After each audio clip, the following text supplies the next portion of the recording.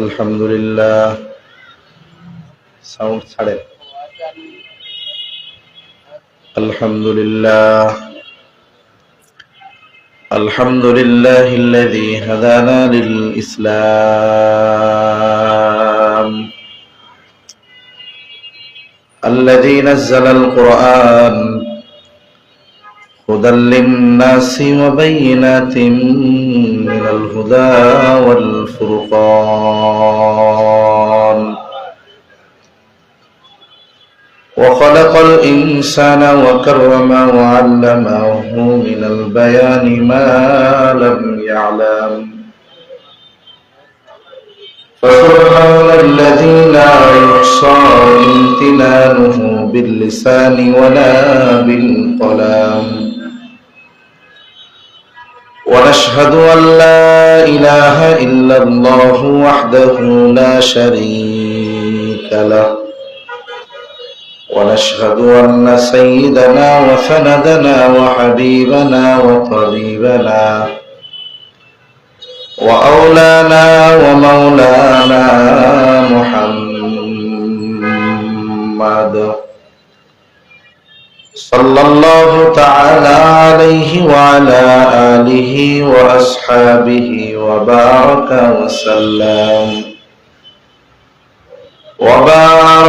وسلم تسليما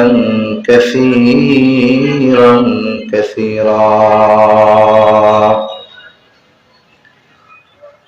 أما بعد فأعوذ بالله من الشيطان الرجيم بسم الله الرحمن الرحيم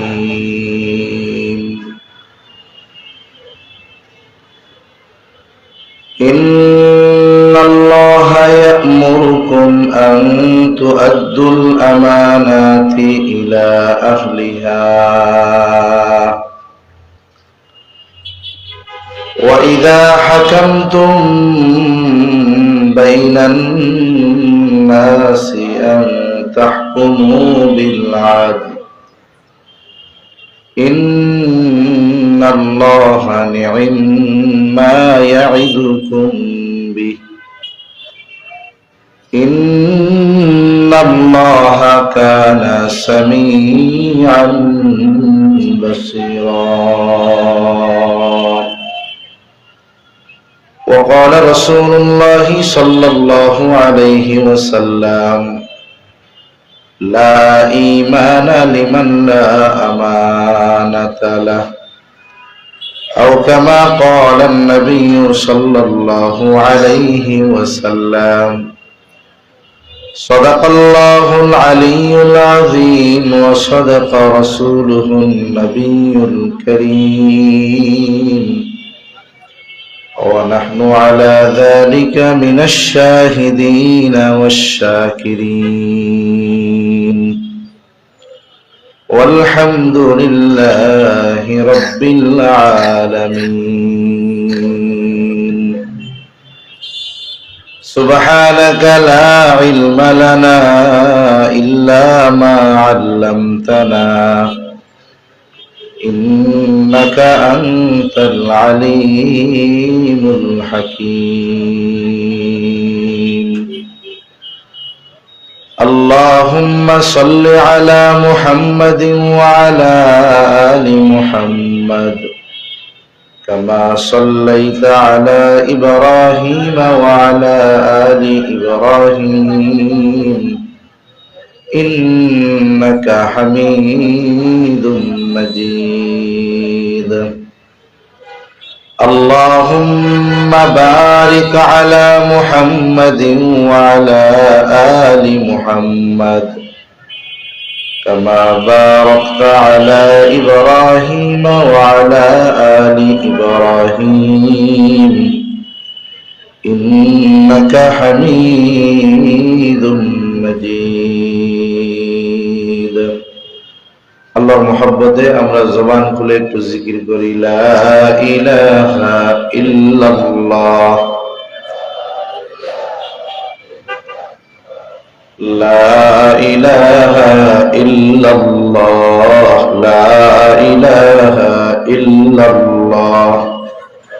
আওয়াজটা ভাষায় দেন, রিভার্ব দেন, হালকা ডিলে দেন, একটু বান করে সাউন্ড সিস্টেম। এই অবস্থা কেন স্টেজে? বাইরে তো ভালো আওয়াজ হচ্ছে, এই জায়গায় আওয়াজ কই? লা ইলাহা ইল্লাল্লাহ। আওয়াজ শব্দ করেন, বেশ টন করেন আওয়াজ মাইকের মতো। লা ইলাহা ইল্লাল্লাহ। পারেন না? পারলে দরকার নেই, বয়ে থেকে।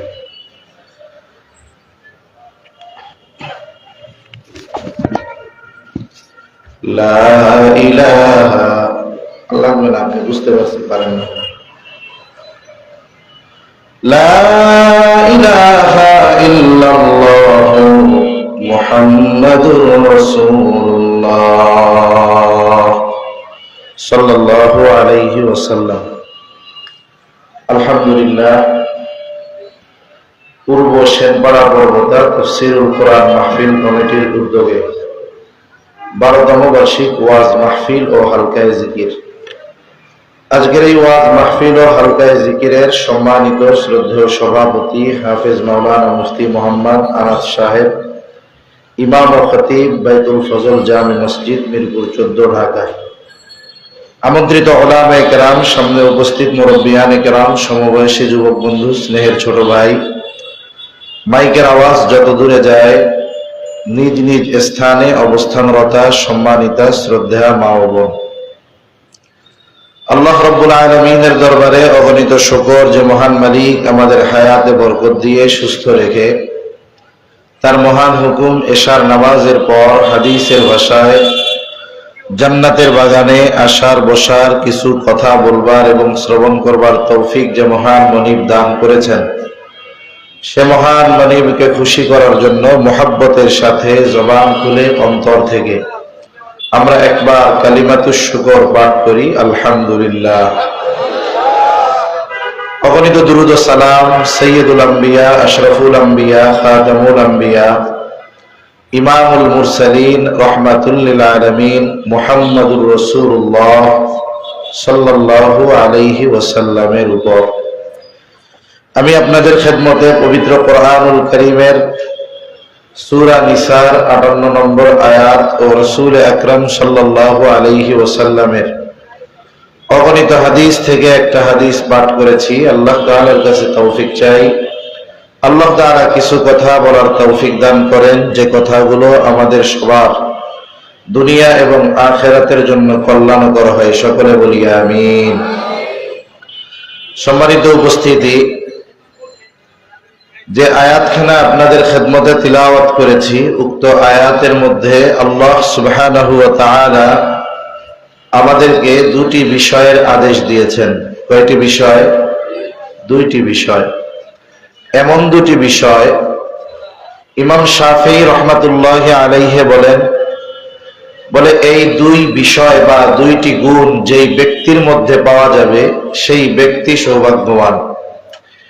এই দুই গুণ যেই সমাজের মানুষের মধ্যে থাকবে, বলে সেই সমাজের মানুষ সৌভাগ্যবান। বলে এই দুই গুণ যেই রাষ্ট্রের মানুষের মধ্যে থাকবে, বলে তারা সৌভাগ্যবান। বলে এই দুই গুণ যেই দেশের রাষ্ট্র পরিচালকের মধ্যে থাকবে, বলে সেই দেশের মানুষ এদের মতো সৌভাগ্যবান আর কেউ হতে পারে না। এই চমৎকার খুবই গুরুত্বপূর্ণ দুইটি গুণ নিয়ে আমরা আলোচনা করব ইনশাআল্লাহ। সাথে সাথে এই সময় ব্যয় করে আমরা যে শুনতেছি কথাগুলো, এসে বসলাম, আমি তো চেয়ারে বসছি আরামে, আপনারা নিচে বসছেন, কত কষ্ট করে সময় ব্যয় করে এই কথাগুলো যে আমরা শুনবো, বলবো, শুধুমাত্র যদি কেউ চিন্তা করি সময় কাটানোর জন্য অথবা একটু সুর ভালো লাগলে মজা নেওয়ার জন্য, এই নিয়তে যদি আমরা এখানে এসে বসি, তাহলে বাস্তবিক অর্থে প্রকৃত যেই উপকার সেটা আমাদের অর্জন হবে না। এজন্য আল্লাহ তাআলা আমাকে ইখলাসের সাথে বলবার, আমাদের শ্রবণ করবার তৌফিক দান করেন, সকলে বলি আমিন। আল্লাহ তাআলা এই আয়াতের মধ্যে দুইটি বিষয়ের আদেশ একটু বিস্তারিত আলোচনা করার আগে এই আয়াত নাজিল হওয়ার কারণ, যাকে শানে নুজুল বলে, একেবারে সংক্ষিপ্ত সারে আমরা যদি একটু জানি তাহলে পরবর্তী কথাগুলো আমরা অল্পতে বুঝতে পারবো ইনশাআল্লাহ। এই আয়াতের শানে নুজুল হলো রাসূল আকরাম সাল্লাল্লাহু আলাইহি ওয়াসাল্লাম হিজরতের পূর্বে একদিন বাইতুল্লাহর ভেতরে ঢোকার ইচ্ছা পোষণ করলেন। মক্কাবাসীর কাছে সবচাইতে মর্যাদার দুইটা দায়িত্ব ছিল, একটা হলো হাজীদেরকে পানি পান করানো, আর একটা হলো বাইতুল্লাহর চাবি বহনের দায়িত্ব। বলে এই দুই দায়িত্ব যেই গোত্রের কাছে, যেই বংশের কাছে, যেই ব্যক্তির কাছে থাকতো, তারা এই ব্যাপারে নিজেদেরকে খুব সৌভাগ্যবান মনে করত। হিজরতের পূর্বে হাজীদের পানি পান করানোর দায়িত্ব ছিল রাসূলুল্লাহ সাল্লাল্লাহু আলাইহি ওয়াসাল্লামের চাচা আব্বাস রাদিয়াল্লাহু তাআলা আনহুর কাছে, আর বাইতুল্লাহর চাবি বহনের দায়িত্ব ছিল ওসমান ইবনে তালহার কাছে। প্রতি সোম এবং বৃহস্পতিবার বাইতুল্লাহর দরজা সবার জন্য খুলে দেওয়া হতো, সবাই ভেতরে যাইতে পারত। আর যদি ব্যক্তিগতভাবে কারো ভেতরে যাওয়ার ইচ্ছা হতো, ওসমান ইবনে তালহার কাছ থেকে চাবি নিয়ে এরপরে ভিতরে ঢুকতো। রাসূল আকরাম সাল্লাল্লাহু আলাইহি ওয়াসাল্লাম একদিন ইচ্ছা করলেন যে তিনি আজকে বাইতুল্লাহর ভেতরে যাবেন। ওসমান ইবনে তালহার কাছে তিনি চাবি চাইলেন। কয়েকটা বর্ণনা আসছে। এক বর্ণনায় যে তিনি চাবি যখন চাইলেন, ওসমান ইবনে তালহা চাবি দিল না। ওই সময় হযরত আলী রাদিয়াল্লাহু তাআলা আনহু ছিলেন। আরেক বর্ণনায় আসছে যে রাসূল সাল্লাল্লাহু আলাইহি ওয়াসাল্লাম চাবি চাওয়ার পর ওসমান ইবনে তালহা চাবি তো দেয় নাই, বরং তখন তো তিনি কাফের ছিলেন, ঈমান আনেন নাই, যার কারণে আমার আপনার নবীকে ওসমান ইবনে তালহা অনেক উল্টাপাল্টা কথা বলল। নবীজি সাল্লাল্লাহু আলাইহি ওয়াসাল্লাম ওসমান ইবনে তালহাকে বলতেছে, ওসমান, আজকে আমি তোমার কাছে চাবি চাইলাম, তুমি আমাকে চাবি দিলা না, কিন্তু এমন একটা সময় আসবে যখন এই চাবি আমার হাতেই থাকবে, আর ওই দিন এই চাবি বহনের দায়িত্ব আমি যাকে খুশি তাকে দিব। পারিপার্শ্বিক পরিস্থিতিতে মনে হচ্ছিল এটা কখনো সম্ভব নয়। এজন্য ওসমান ইবনে তালহা বলতেছিল, এমনটা যদি কোনোদিন হয় তাহলে কুরাইশদের মান সম্মান কিছুই বাকি থাকবে না। আর আমার আপনার নবী বললেন, যেই দিন চাবি আমার হাতে আসবে ওই দিন কুরাইশদের সম্মান সর্বোচ্চ শিখরে পৌঁছবে ইনশাআল্লাহ। ওসমান ইবনে তালহা বলতেছিলেন যে যদিও পারিপার্শ্বিক দৃষ্টিকোণ থেকে মনে হচ্ছিল এটা অসম্ভব, কিন্তু এই কথাটা যিনি বলেছেন তিনি গোটা হায়াতে কোনো মিথ্যা কথা বলেন নাই। ওসমান ইবনে তালহা বলেন, এই কথা আমি শ্রবণ করবার পর আমার মধ্যে এই চিন্তা ঢুকতেছে, যদিও পরিবেশ পরিস্থিতি এটার পক্ষে নয়, কিন্তু আমার মনে হচ্ছে বলছে তো মুহাম্মদ সাল্লাল্লাহু আলাইহি ওয়াসাল্লাম। এটা চিন্তা ঢুকে গেছে। লম্বা কথা, মক্কা বিজয় হলো। ওসমান ইবনে তালহার কাছ থেকে চাবি নবীজির হাতে। ওসমান ইবনে তালহা হুদায়বিয়ার সন্ধির বছর ঈমান আনছে, মুসলমান হয়ে গেছে। বাইতুল্লাহর চাবি নবীজির হাতে। নবীজি বাইতুল্লাহর মধ্যে 360টা মূর্তি রাখা, এগুলাকে ভাঙলেন, পরিষ্কার পরিচ্ছন্ন হলো। কাবার চত্বরে নবীজি সাল্লাল্লাহু আলাইহি ওয়াসাল্লাম সাহাবায়ে কেরামদের নিয়ে বসা। নবীজি তো আবার মদিনায় চলে যাবেন, চাবি বহনের দায়িত্ব কার হাতে দেওয়া যায়? হযরত আলী রাদিয়াল্লাহু তাআলা আনহু বলেন যে এই দায়িত্ব আমাদের কাছে থাক। আব্বাস রাদিয়াল্লাহু তাআলা আনহু বলেন এই চাবি বহনের দায়িত্ব এটা আমরা বহন করি। কিন্তু আল্লাহ তাআলার নির্দেশ কি? ওসমান ইবনে তালহা তখন কিন্তু ঈমানদার। ওসমান ইবনে তালহা তো নিশ্চিত যে এই চাবি আমি হিজরতের পূর্বে নবীজিকে দেই নাই, এই চাবি বহনের সুযোগ আর আমার নসিবে নাই। উনি তো নিশ্চিত। কিন্তু আল্লাহ তাআলার পক্ষ থেকে আদেশ হলো যে এই চাবি বহনের দায়িত্ব পুনরায় উসমান ইবনে তালহার হাতে, এই দায়িত্ব অর্পণের নির্দেশ আল্লাহ তাআলা দিলেন এই আয়াত নাজিলের মাধ্যমে। এই আয়াতের মধ্যে গুরুত্বপূর্ণ দুইটি বিষয় লক্ষণীয় আছে। একটি হলো যে আল্লাহ সুবহানাহু ওয়া তাআলা এই আয়াতে দায়িত্বকে আমানত বলে অভিহিত করেছেন। দুই নাম্বার, আল্লাহ সুবহানাহু ওয়া তাআলা আমানতের কথা বলে এখানে আমানত শব্দটা বহুবচন উল্লেখ করেছেন। তার মানে দায়িত্ব আমানত হয়। দুই নাম্বার বলে আমানত, আল্লাহ তাআলা বহুবচন উল্লেখ করার মাধ্যমে এটা বুঝিয়ে দিলেন যে আমানত একটা দুইটা জিনিসের মধ্যে হয় না, বরং আমানত বহু জিনিসের মধ্যে হয়। দুইটা বিষয় বুঝতে পারছেন তো? দায়িত্ব কি হয় জোরে বলেন? আমানত। আর দায়িত্ব একটা দুইটা জিনিসের মধ্যে হয় না, বহু জিনিসের মধ্যে আমানত হয়। আমানত বহু জিনিসের মধ্যে হয়। আল্লাহ তাআলা এই আয়াতে কি আদেশ করেন? আল্লাহ তাআলা বলেন, ইন্নাল্লাহা ইয়া'মুরুকুম আন তু'আদ্দুল আমানাতি ইলা আহলিহা। আল্লাহ রাব্বুল আলামিন বলেন, নিশ্চয়ই আল্লাহ তোমাদেরকে আদেশ করতেছেন। আদেশ হলো কি? বলে আন তু'আদ্দুল আমানাতি ইলা আহলিহা, যে আমানত তার হকদারের কাছে ফিরায় দাও। এদিকে সামনে একটু আগায় দাও। অপারেটর কই গেছে? আওয়াজ। আপনি কি অপারেটর? আওয়াজ তো সুন্দর করে, নামাজ ভালো হয় না কেন? এত সুন্দর নাম করা নাই নাকি? সাথে হাফিজ ভাই আসলে আওয়াজ ভালো হয়। বদভ্যাস।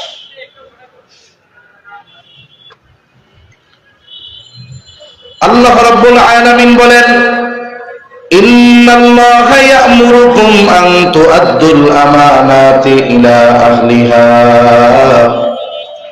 নিশ্চয় আল্লাহ তাআলা তোমাদেরকে আদেশ করতেছেন যে তোমরা আমানত তার হকদারের কাছে ফিরায় দাও। তার মানে এই আয়াতে চাবি বহনের হকদার, এই দায়িত্ব নামক আমানতের হকদার উসমান ইবনে তালহাকে আল্লাহ তাআলা বুঝিয়েছেন। আর এই আয়াতে আল্লাহ তাআলা দায়িত্বকে আমানত বলে অভিহিত করেছেন।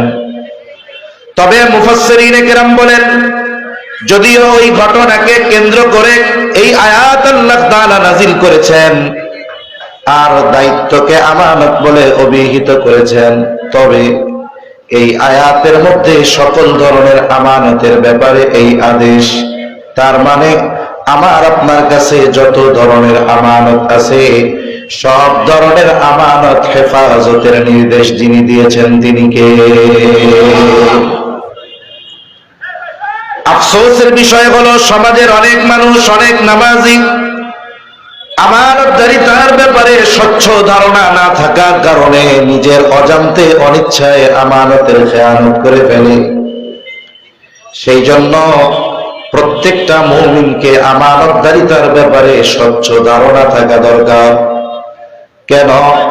বলে কিছু গুণ আছে, কিছু আমল আছে, কিছু কর্ম আছে, যেই গুণ, যেই আমল, যেই কর্ম, এগুলো করলে সওয়াব, না করলে গুনাহ নাই। কিন্তু আমানতদারিতা এমন একটি গুণ, বলে এই গুণ যদি কারো মধ্যে না থাকে, খেয়ানতের বদ স্বভাব থাকে, তাহলে এটা তার জন্য বিপদের কারণ। কেন? কারণ নবীজি সাল্লাল্লাহু আলাইহি ওয়াসাল্লাম আমানতদারিতার এই গুণকে ঈমানের সাথে সম্পৃক্ত করেছে। রাসূলুল্লাহ সাল্লাল্লাহু আলাইহি ওয়াসাল্লাম বলেন, লা ঈমানা লিমান লা আমানাতা লাহ। নবীজি বলেন, যার মধ্যে আমানতদারিতা নাই তার ঈমান নাই। একজন মুমিনের জন্য আমানতদার হওয়া এটা খুবই জরুরি, কারণ এটা ঈমানের সাথে সম্পৃক্ত বিষয়। সাথে সাথে আমার আপনার নবী আমানতের খেয়ানত করাকে মুনাফিকের আলামত বলে অভিহিত করেছেন। মুনাফিক এটা কাফেরের চাইতেও জঘন্য, কারণ কাফের তার কুফরিকে প্রকাশ করে, অন্তরেও কুফরি লালন করে। প্রকাশ্য শত্রু কাফেরকে চেনা বড় সহজ, কিন্তু যে অন্তরে কুফরি লুকিয়ে রেখে মানুষের সামনে ঈমানকে প্রকাশ করে বলে, এই ধরনের মুনাফিক মার্কা মানুষগুলো কাফেরের চাইতে ভয়ঙ্কর। এজন্য আল্লাহ রাব্বুল আলামিন কোরআনুল কারীমের মধ্যে মুনাফিকের ব্যাপারে বলেন, ইন্নাল মুনাফিকিনা ফিদ দারকিল আসফালি মিনান নার ওয়া লান তাজিদা লাহুম নাসীরা। আল্লাহ রাব্বুল আলামিন বলেন, নিশ্চয়ই মুনাফিকের স্থান হলো জাহান্নামের একেবারে তলদেশে। ওয়া লান তাজিদা লাহুম নাসীরা, মুনাফিকের জন্য কোনো সাহায্যকারী নাই। এই জন্য মুনাফিকের আলামত গুলো আমাদের জানা দরকার। হয়তো সবার জানা আছে, এরপরেও আবার একটু আমরা স্মরণ করি, মুযাকারা করি। মুনাফিকের 1 নম্বর আলামত নবীজি বলেন, ইযা হাদ্দাসা কাযাবা, মুনাফিক যখন কথা বলে মিথ্যা কথা বলে। ইযা ওয়া'আদা আখলাফা, ওয়াদা করলে ওয়াদা খেলাফ করে। ইযা তুমিনা খানা, আমানতের খেয়ানত করে। আরেক হাদিসের মধ্যে আরেকটা বাড়িয়ে এসেছে, ওয়া ইযা তাখাসামা ফাজারা, মুনাফিকের সাথে যখন কারো তর্ক হয়, ঝগড়া হয়, সে শালীনতার সাথে তর্ক করে না, বরং সে তখন অশ্লীল মন্দ বকাঝকা করে। আফসোসের বিষয় হলো এই আলামত গুলো কার? জবান খুলে বলেন তো, আরো জোরে, কার? মুনাফিক। কিন্তু আমাদের সমাজে অনেক নামাজি, হাজি, মসজিদ কমিটির সভাপতি, এই রকম মানুষের মধ্যেও মুনাফিকের আলামত একটা না, একসাথে 4টাই পাওয়া যায়। আছে না নাই? জোরে বলে। মনে রাখতে হবে, এই আলামত গুলো যার মধ্যে বিস্তার লাভ করতে পারবে, আল্লাহ না করুক, এগুলো তার ঈমান ধ্বংসের কারণ হয়ে যেতে পারে। আল্লাহ আমাদের মুনাফিকের আলামত গুলো যদি আমাদের মধ্যে থাকে, বের করার তৌফিক দান করেন, বলি আমিন। তাহলে মুনাফিকের অন্যতম আলামত হলো ইযা তুমিনা খানা, আমানতের খেয়ানত করা। আর আমার আপনার নবী বলেন, মুমিনের ভূষণ হলো আমানতের হেফাজত করা। আর নবীজি বলেন, যার মধ্যে আমানতদারিতা নাই তার ঈমান নাই। এই জন্য আমরা যারা ঈমানদার, আমাদের প্রত্যেককে ঈমানদার হওয়ার সাথে সাথে আমানতদার হওয়ার প্রয়োজন আছে না নাই? কিছু বিষয় আছে ঈমান সম্পৃক্ত আর আমল সম্পৃক্ত। বলে ঈমান সম্পৃক্ত বিষয়গুলোর মধ্যে ত্রুটি বিচ্যুতি রাখা যাবে না। ঈমান সম্পৃক্ত বিষয়গুলো যদি ঠিক থাকে, আমার ঈমান ত্রুটি মুক্ত থাকবে, ঈমান খাঁটি থাকবে। ঈমান খাঁটি, আমল যদি অল্প হয়, ত্রুটি বিচ্যুতি যদি আমলের ক্ষেত্রে হয়েও যায়, মাফ করে দিবেন কে? এজন্য নবীজি সাল্লাল্লাহু আলাইহি ওয়াসাল্লাম বলেন, আখলিস দীনাকা ইয়াকফিকাল আমালুল কলিল। নবীজি সাল্লাল্লাহু আলাইহি ওয়াসাল্লাম বলেন, ঈমান খাঁটি করো, অল্প আমল নাজাতের জন্য যথেষ্ট হয়ে যাবে। ঈমান খাঁটি করার জন্য যতগুলো গুণ আছে, এর মধ্যে অন্যতম একটি গুণ হলো আমানতদারিতা।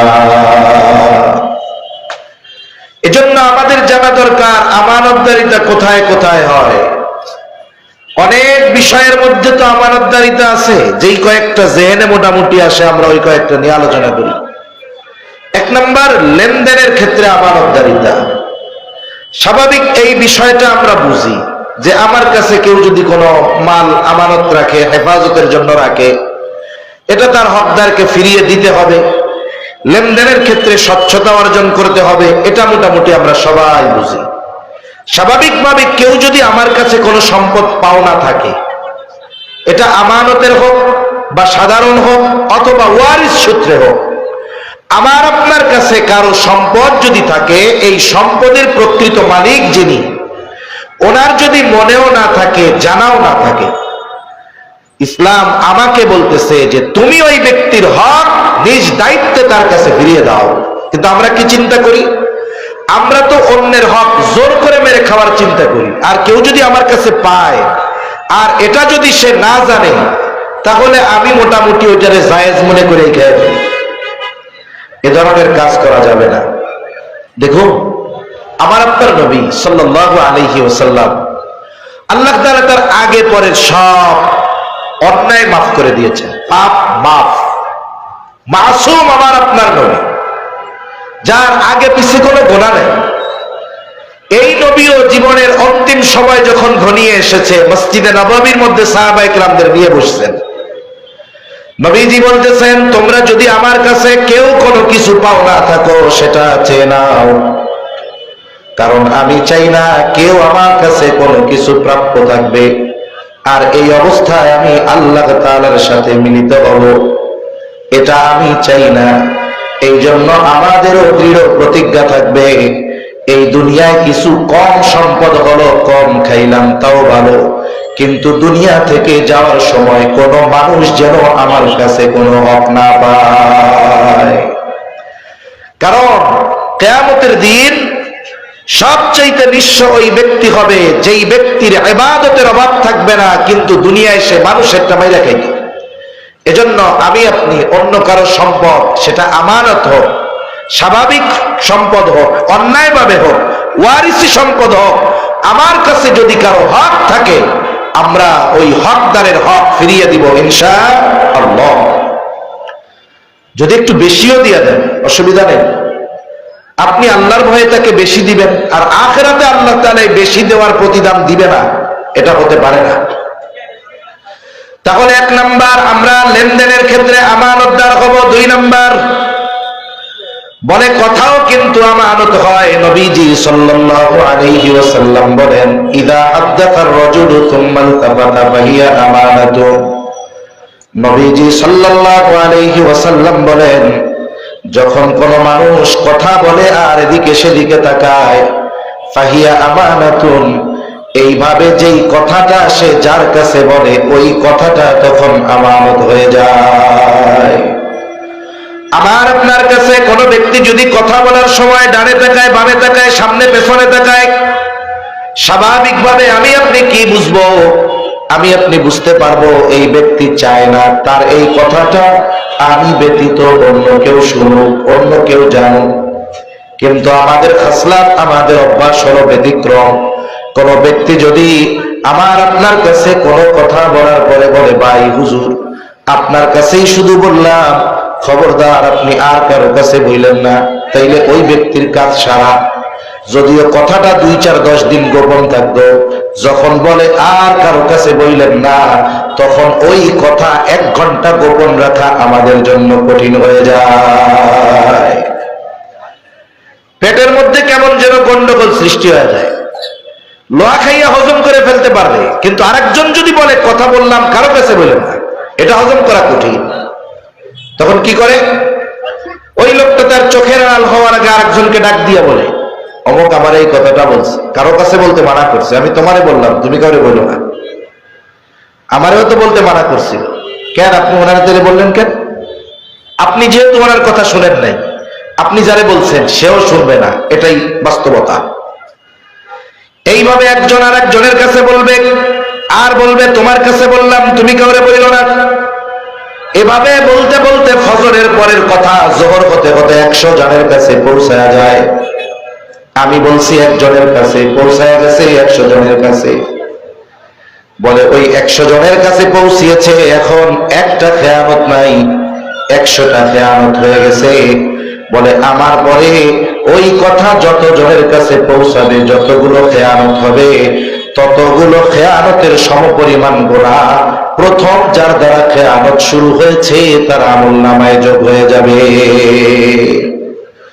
কারণ হাদিসের মধ্যে আসছে, নবীজি সাল্লাল্লাহু আলাইহি ওয়াসাল্লাম বলেন, কারো দ্বারা যখন কোনো ভালো কাজের সূচনা হয়, ওই ভালো কাজ যতজন করে, যতদিন চলে, যতজন করতে থাকে, সকলের সমপরিমাণ সওয়াব ওই যে শুরু করেছে তার আমলনামায় যোগ হতে থাকে। আবার যখন কারো দ্বারা কোনো মন্দ কাজের সূচনা হয়, বলে ওই মন্দ কাজ যতজন করে সকলের সমপরিমাণ পাপ শুরু যার দ্বারা হয়েছে তার আমলনামায় যোগ হয়ে যায়।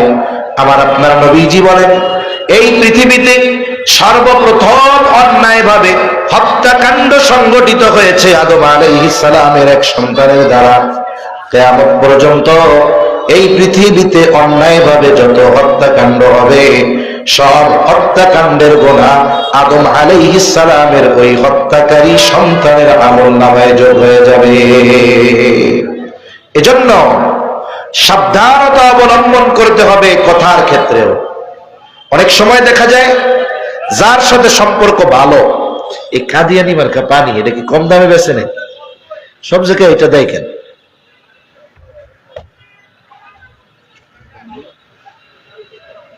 তাহলে আমানতদারিতা অনেক সময় কেমন হয়? আপনার বন্ধু আপনার একটা গোপন কথা বলছে, সম্পর্ক ভালো, বন্ধুত্বের কারণে আপনি তার কথা গোপন রাখছেন। একটা সময় দেখা গেল তার সাথে বন্ধুত্ব আর নাই, এইবার এই কথাকে অস্ত্র বানায়, বলে বেশি কথা কইও না, তাহলে কিন্তু কইয়া দিব। বলে কি বলে না?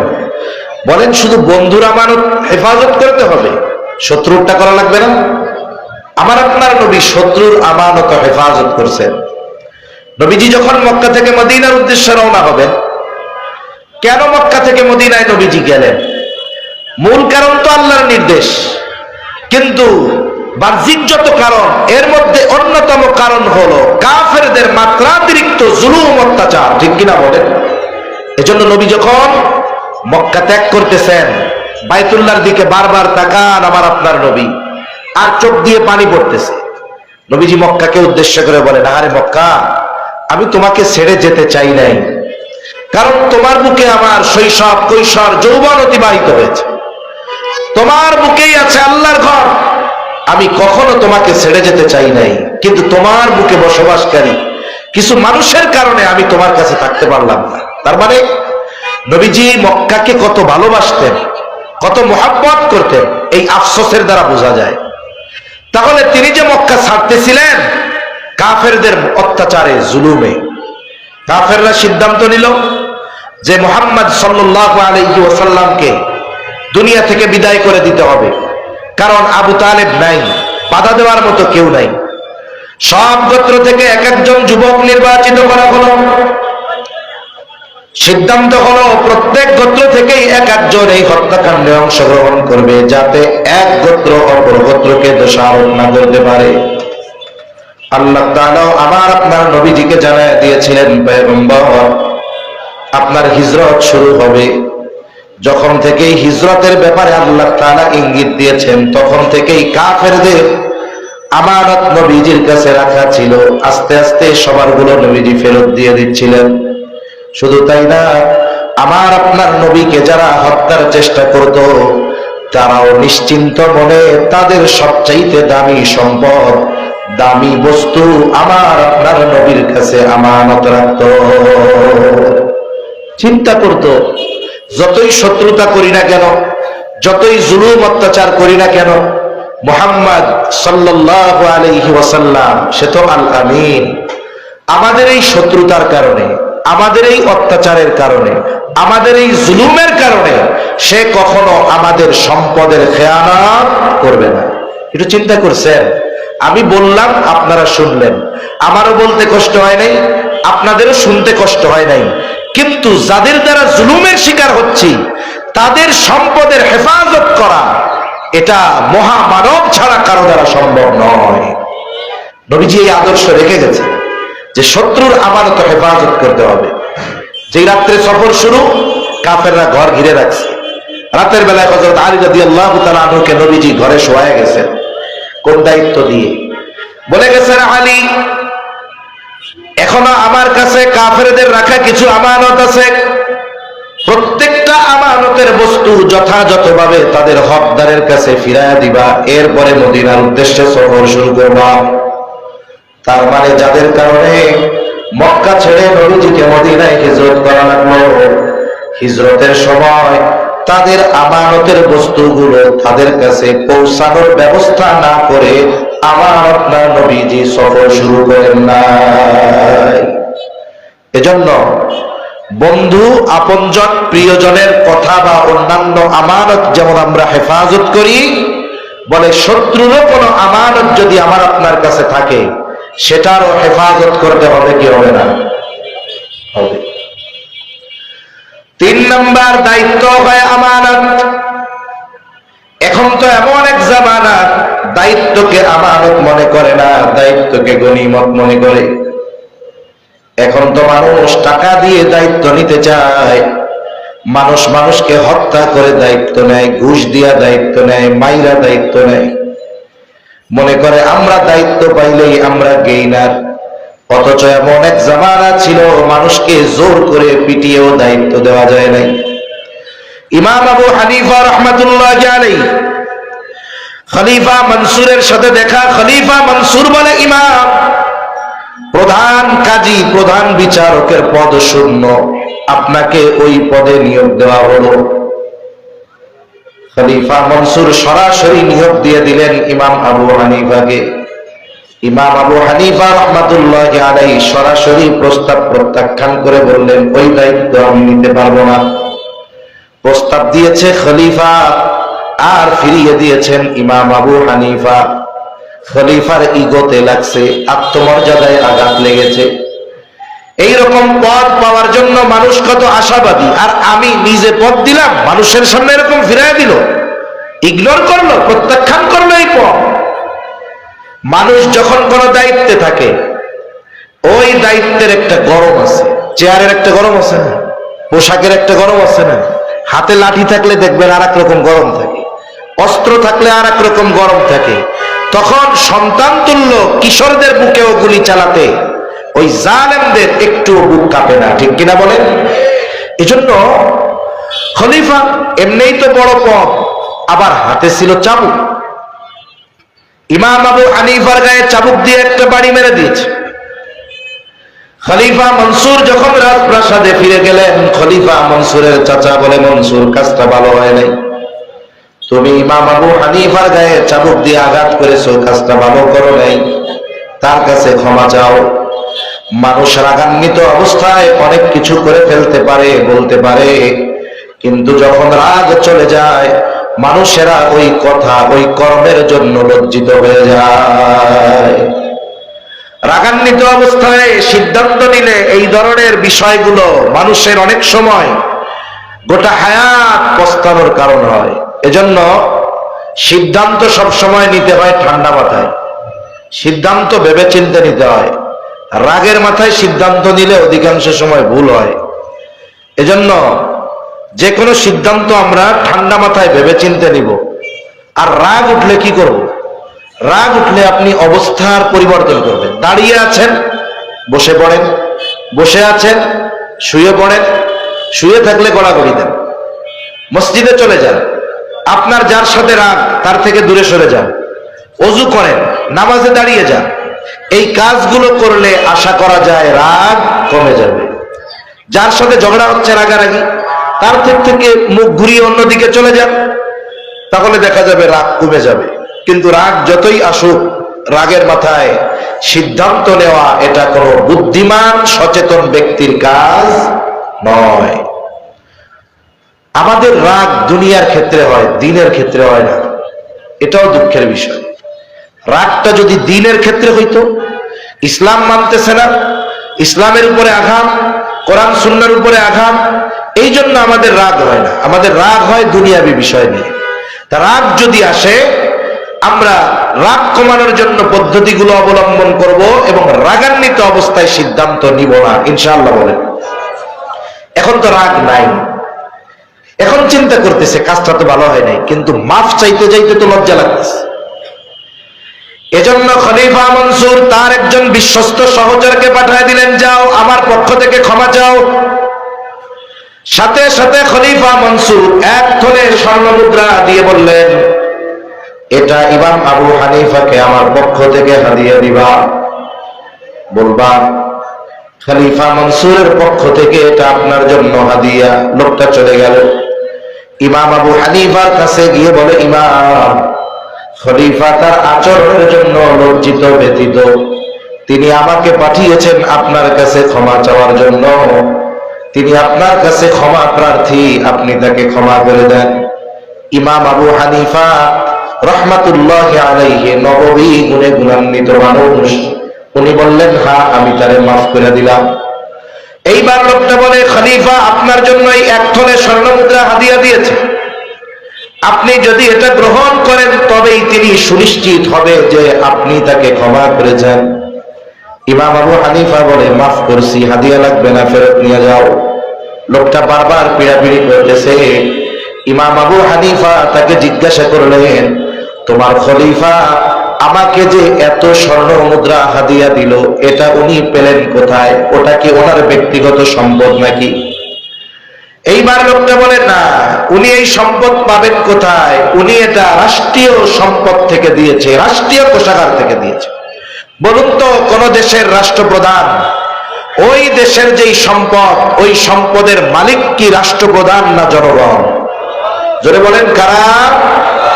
রাষ্ট্র পরিচালনার দায়িত্ব দেওয়ার কারণে তাকে প্রতি মাসে নির্দিষ্ট একটা ভাতা দেওয়া হয়, একেবারে মেম্বার থেকে নিয়ে প্রেসিডেন্ট পর্যন্ত নির্দিষ্ট একটা ভাতা আছে না নাই?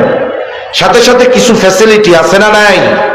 বলে এই ভাতার বাইরে, ওই ফ্যাসিলিটির বাইরে ব্যক্তিগত কোনো কাজে রাষ্ট্রীয় সম্পদ ব্যয় করার অধিকার ইসলাম কাউকে দেয় নাই।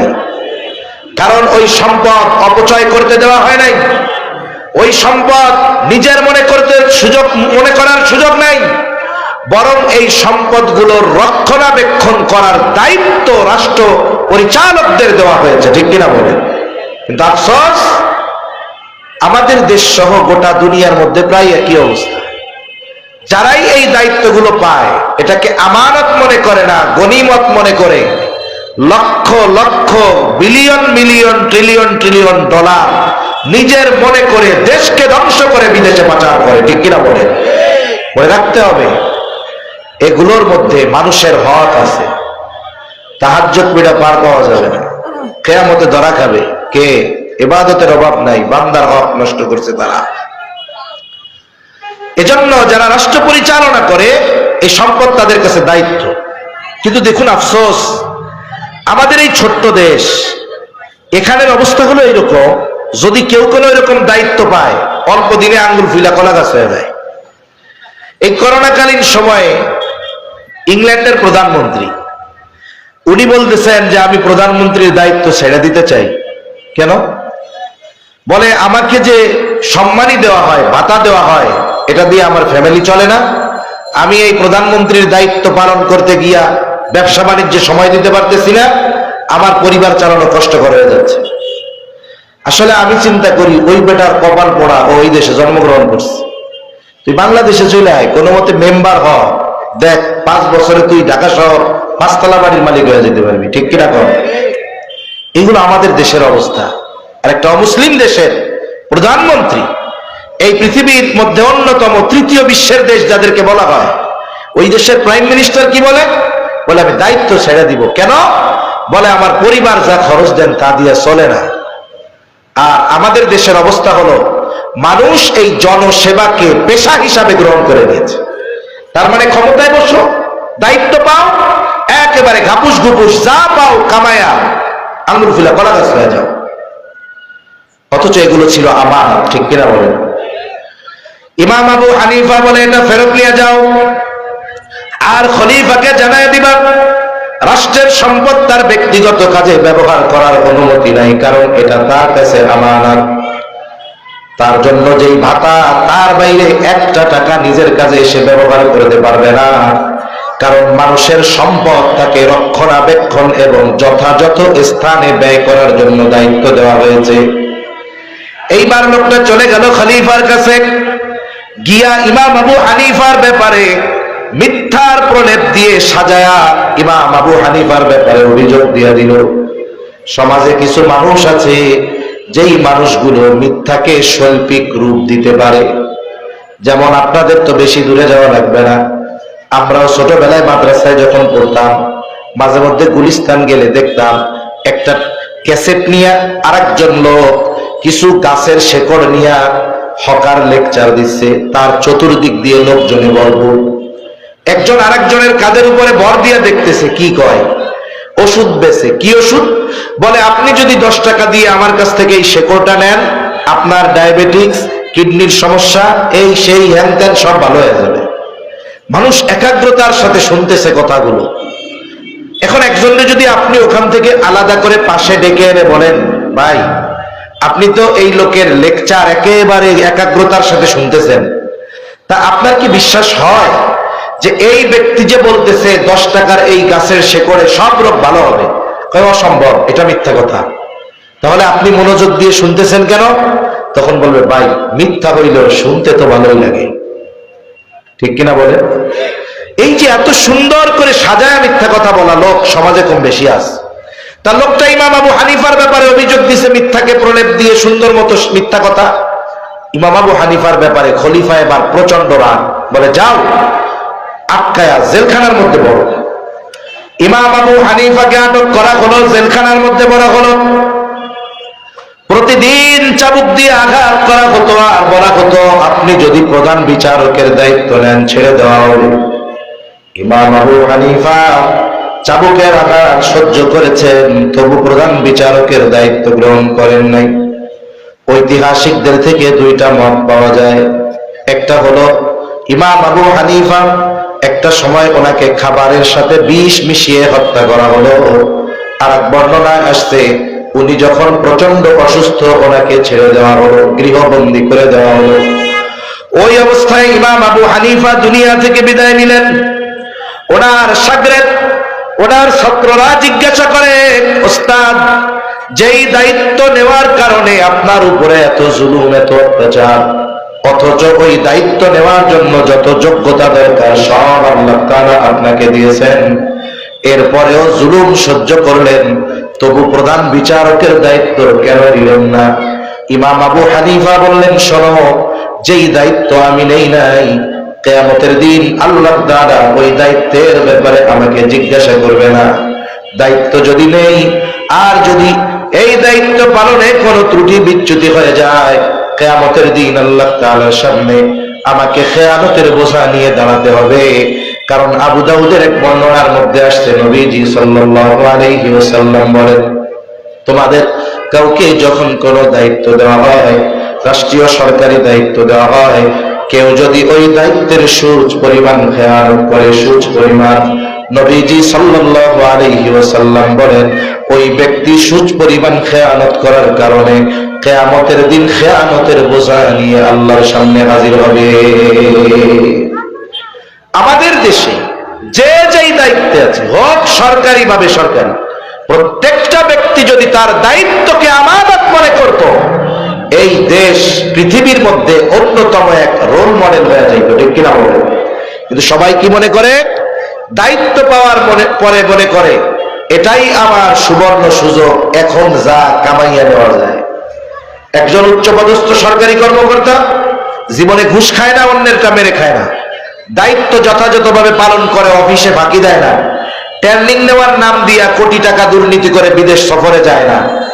এইরকম আল্লাহর বান্দা যদি সরকারি চাকরি করে, জীবনের শেষে মানুষ করে বলবে এটা বোকা, বলো সারা জীবন বড় চাকরি করে কিছু করতে পারলো না। চালাককে কেউ না, পিয়নটা খুব চালাক, ঢাকা শহর 5টা বাড়ি। তার মানে দেখছেন অবস্থা কি? আপনি দায়িত্বের ক্ষেত্রে আমানতদার হবেন, আপনার পাশের মানুষ, সমাজের মানুষ আপনাকে বোকা বলবে। বোকা বলুক আর যাই বলুক, আমি আপনি যেই দায়িত্ব নিয়েছি বা দেওয়া হয়েছে, প্রত্যেকটা দায়িত্বকে আমরা আমানত মনে করবো, বলেন ইনশাআল্লাহ। তাহলে এই তিনটাই থাক, এই তিনটা আগে অর্জন করি। লেনদেনের মধ্যে আমানতদার হই, কথার ক্ষেত্রে আমানতদারিতা অর্জন করি, আমাদের দায়িত্বগুলোর ক্ষেত্রে আমরা আমানতদার হই। মনে রাখতে হবে, কোন ব্যক্তি যদি তার উপরে অর্পিত দায়িত্ব যথাযথভাবে পালন না করে, ওই দায়িত্বের বিপরীতে তাকে যেই পারিশ্রমিক, সম্মানী, বেতন, ভাতা যাই বলুন না কেন, যেটা তাকে দেওয়া হবে, সে যদি দায়িত্বে ফাঁকি দিয়ে ওটা পরিপূর্ণ গ্রহণ করে, নিঃসন্দেহে সে দায়িত্বের খেয়ানতকারী, ঠিক কিনা বলেন? এজন্য যার যে দায়িত্ব, আমরা দায়িত্বকে আমানতদারিতা মনে করে যথাযথভাবে দায়িত্ব পালন করবো, বলেন ইনশাআল্লাহ। আল্লাহ তৌফিক দান করেন, বলি আমিন। তাহলে আল্লাহ তাআলা এই আয়াতে দুইটা আদেশ দিয়েছেন। এক নাম্বার, আন তুআদ্দুল আমানাতি ইলা আহলিহা, যে আমানতদার হকদারের কাছে ফিরিয়ে দাও। তার মানে মূল উদ্দেশ্য হলো তোমরা আমানতদার হও। 2 নম্বর আদেশ, ওয়া ইযা হাকামতুম বাইনান নাসি আন তাহকুমু বিল আদল। আল্লাহ তাআলা বলেন, তোমরা যখন মানুষের মধ্যে বিচার আচার করবা, ন্যায় বিচার করবা। অনেকে বলতে পারে, হুজুর আমি চাকরি বাকরি করি, আমি ব্যবসা করি, বিচারক আমি হব কেমনে? তা আমাদের এই জায়গায় আর কি শিক্ষণীয় আছে? বলে শুনেন, মানুষ জীবনের কোনো না কোনো ক্ষেত্রে বিচারকের ভূমিকা পালন করে। দুই সন্তানের মধ্যে দ্বন্দ্ব, এখানে সমাধান দিবেন বাবা, তার মানে এখানে বিচারক কে? বাবা। আপনার দুই বন্ধুর মধ্যে দ্বন্দ্ব, আপনি ফয়সালা দিবেন, এখানে বিচারক আপনি। এজন্য জীবনের কোনো না কোনো ক্ষেত্রে কোনো না কোনো সময় আমাদেরকে কোনো না কোনো ভাবে বিচারকের ভূমিকায় উত্তীর্ণ হতে হয়। এখন এই বিচারকের দায়িত্ব বা ফয়সালাকারীর দায়িত্ব যখন আমার আপনার হাতে আসবে, আমার কাছে বিচার প্রার্থী যিনি হবেন, কেউ যদি আমার দুশ্মন হয় অথবা কেউ যদি আমার বন্ধু হয়, এই বন্ধুত্ব, দুশ্মনী আর আত্মীয়তার কারণে বিচারের ক্ষেত্রে পক্ষপাতিত্ব করার কোনো সুযোগ নাই। বরং ইসলাম বলেছে, কোন কওমের প্রতি বিদ্বেষ যদি থাকে, এই বিদ্বেষের কারণে ওই কওমের প্রতি অবিচারও করা যাবে না। আল্লাহ রাব্বুল আলামিন কোরআনুল কারীমের মধ্যে ন্যায় বিচারের ব্যাপারে বলেছেন, আসল ব্যাপার হলো এখন তো এমন এক জামানা যারা বিচারক তারাও ন্যায় বিচার করে না। কেন করে না? বলে বিচার করার পর যদি কারো প্রভাব থাকে, ক্ষমতা থাকে, সে ন্যায় বিচার মানে না।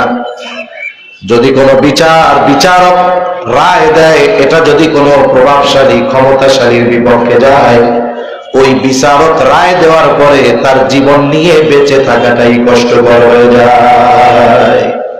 তাহলে আমাদের ন্যায় বিচার মানারও ইচ্ছা নাই, ন্যায় বিচার করারও ইচ্ছা নাই।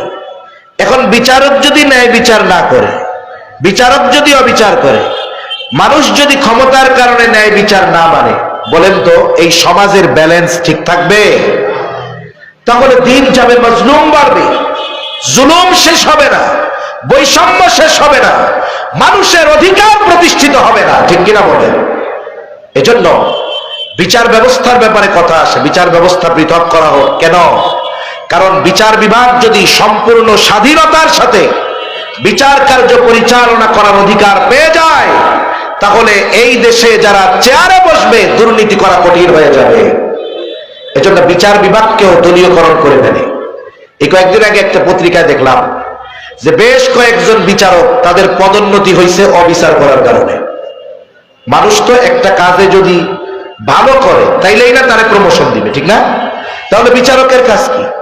বিচারের ক্ষেত্রে স্বচ্ছতা বজায় রাখা, ন্যায় বিচার করা, এই কারণে তাকে পুরস্কৃত করা হবে। কিন্তু আমরা কি দেখলাম খবরে, যে অবিচার করার কারণে তাদেরকে প্রমোশন দেওয়া হয়েছে। আমার দেশ পত্রিকার শুরুতে 5-6 জনের ব্যাপারে লেখছে যে একজন অপরাধী না, তারে 12 বছরের জেল দিছে, আর একজনের মৃত্যুদণ্ড দিছে।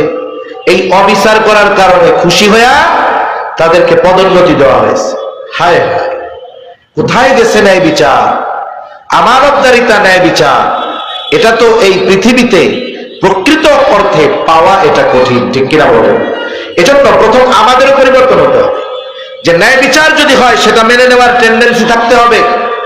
আর যারা বিচার করবেন তারা বিচারের ক্ষেত্রে কখনো পক্ষপাতিত্ব করবেন না, সেটা যদি নিজের সন্তান হয়। রাসূলুল্লাহ সাল্লাল্লাহু আলাইহি ওয়াসাল্লামের কাছে বিচার আসছে, এক মহিলা চুরি করছে, তার হাত কাটা হবে। মহিলা কুরাইশ বংশের, মাখজুম গোত্রের মহিলা, বংশ কুরাইশ, গোত্র ভিন্ন। সাহাবায়ে কেরাম চিন্তা করে, কুরাইশ বংশের এই নারীর যদি চুরির কারণে হাত কাটা হয়, তাহলে ইসলাম বিদ্বেষী মুনাফিক কাফেররা বলবে, দেখ কুরাইশ বংশের মহিলা এটা চোর। সাহাবায়ে কেরাম চিন্তা করলেন, হয়তো নবীজি জানেন না যে এই মহিলা কুরাইশ বংশের মহিলা, নবীজিকে জানানোর দরকার। ওসামা বিন যায়েদ রাদিয়াল্লাহু তাআলা আনহু, যায়েদ রাদিয়াল্লাহু তাআলা আনহুর ছেলে, ছোট, নবীজি অনেক মহব্বত করতেন। তাকে শিখায়া দেওয়া হলো, ওসামা যাও তুমি তোমার নানার কাছে গিয়ে বলো, নানা যেই মহিলা চুরি করেছে সে হলো কুরাইশ বংশের মহিলা। ছোট মানুষ যা শিখিয়ে দিয়েছে তাই গিয়া ভিতরে বলছে। নবীজি বুঝতে পেরেছেন এই কথা ও নিজের থেকে বলে নাই, ওকে কেউ শিখায়া দিছে।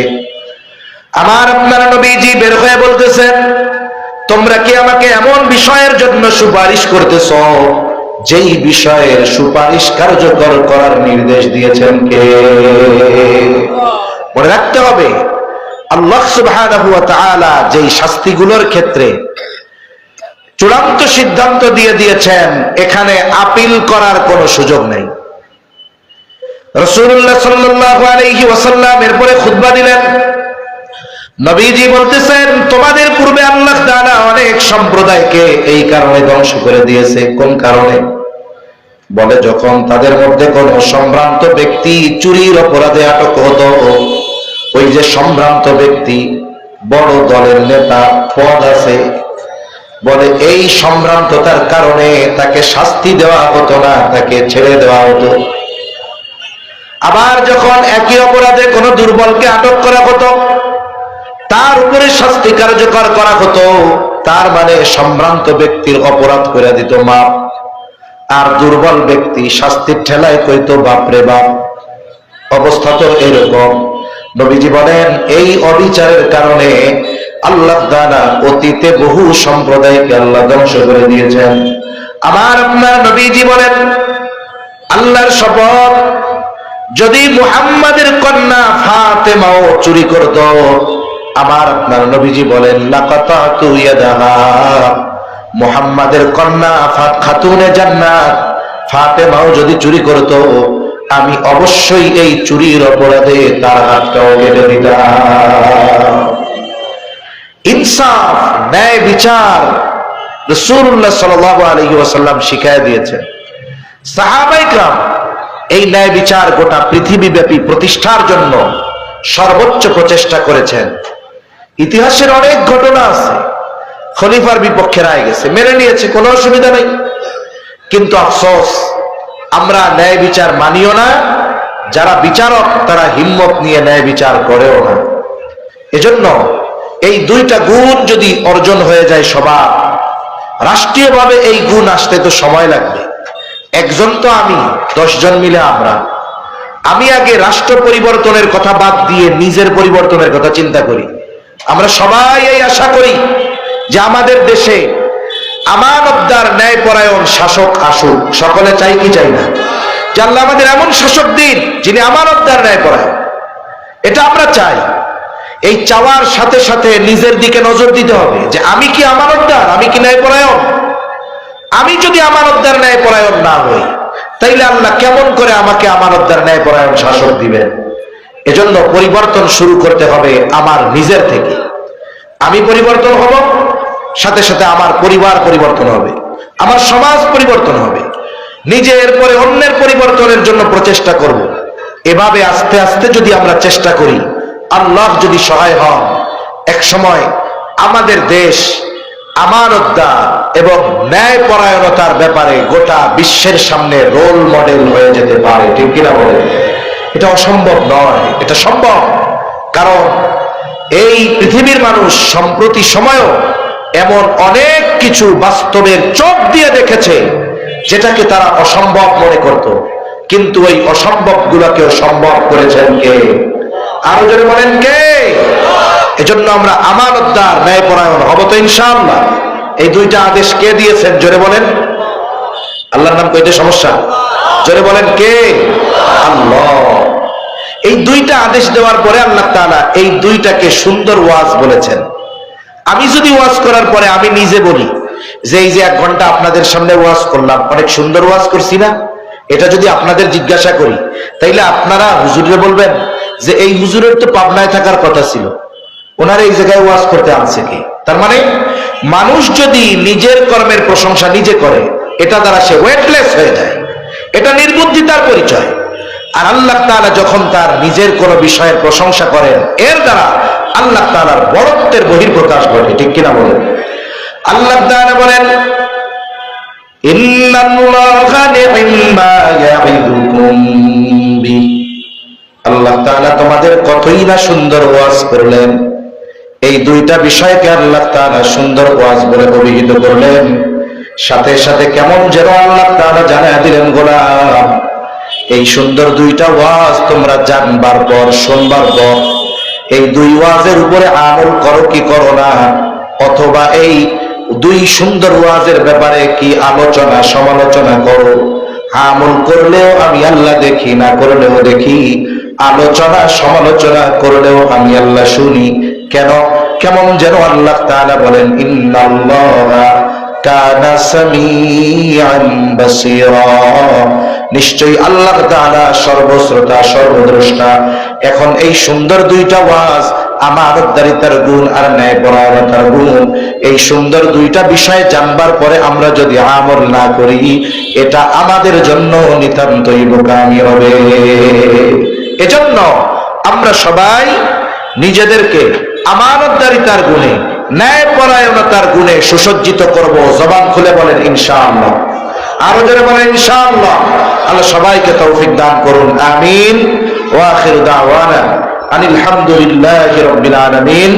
আসসালামু আলাইকুম ওয়া রাহমাতুল্লাহি ওয়া বারাকাতুহু।